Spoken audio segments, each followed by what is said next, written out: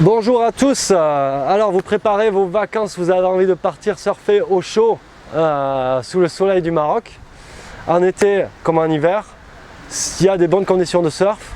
Comme je le disais précédemment dans la vidéo sur Fuerteventura et les Canaries, toute la côte atlantique est exposée plus ou moins aux mêmes houles qui viennent justement de l'Atlantique. Du coup en été c'est sympa, c'est baigné par les petites houles, et en hiver il y a toujours des spots de repli. Le Maroc a cet avantage d'être un peu comme le Portugal, un peu moins quand même, mais assez découpé, où il y a toujours un spot qui est exposé ou pas à la houle et surtout à des conditions de vent différentes. Donc que vous alliez au sud, Dakhla, c'est extraordinaire, il y a une vague qui est très longue, et quand il y a de la houle, c'est massif, c'est rond, mais la plupart du temps, on a une vague qui est géniale pour le longboard, le foil, le wing foil, le kitesurf, et donc il y a un peu de monde. Mais Dakhla, super conditions de surf, surtout en hiver. Quand on remonte au nord, on va très vite arriver à Tarazout. Il y a évidemment, je vous le fais en mode caricature, hein, on va passer sur les plus belles destinations. On a Tarazout, génial, nous on a un surf guide là-bas qui peut faire 30 km pour vous amener sur le meilleur spot. En fonction des niveaux, c'est un excellent surf guide, nous on le recommande, c'est en local. Et Tarazout, vous allez trouver des vagues débutants, intermédiaires, avancées quasiment pour toutes les conditions de houle et de vent.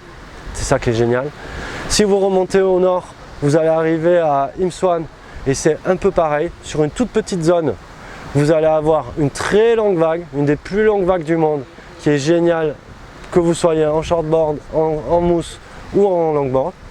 Et il y a des vagues à shortboard qui sont absolument une beauté dantesque, très creuse. Tout ça sur la même zone. Imswan, c'est vraiment très cool. Par contre, il y a beaucoup de monde, vous allez retrouver tous les biarros et les longboarders d'Anglet. C'est un peu ça qui est gênant. Si vous remontez au nord, vous allez avoir la ville d'Essaouira qui est reconnue comme patrimoine mondial de l'UNESCO. Donc si vous allez en famille, c'est vraiment une destination de choix.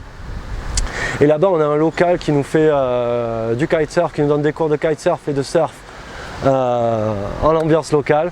Il y a des petits spots et c'est exposé, c'est bien pour les débutants et débutants intermédiaires, que vous soyez en surf ou en kite. Par contre, juste à côté, on a un petit spot qui est réputé comme tout. C'est vraiment à faire, la qualité des vagues est super, que vous soyez débutant ou intermédiaire. Et là, ça reste encore un peu préservé. C'est Sidi Kaouki.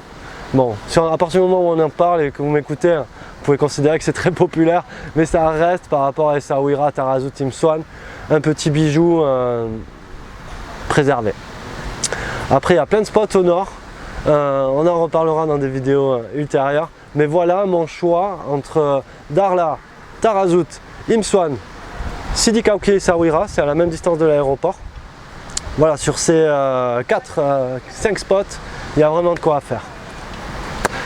Bon préparatif, si vous avez des questions, n'hésitez pas à nous les poser en commentaire ou en nous écrivant par mail ou en nous appelant. Bon préparatif, à bientôt, au revoir.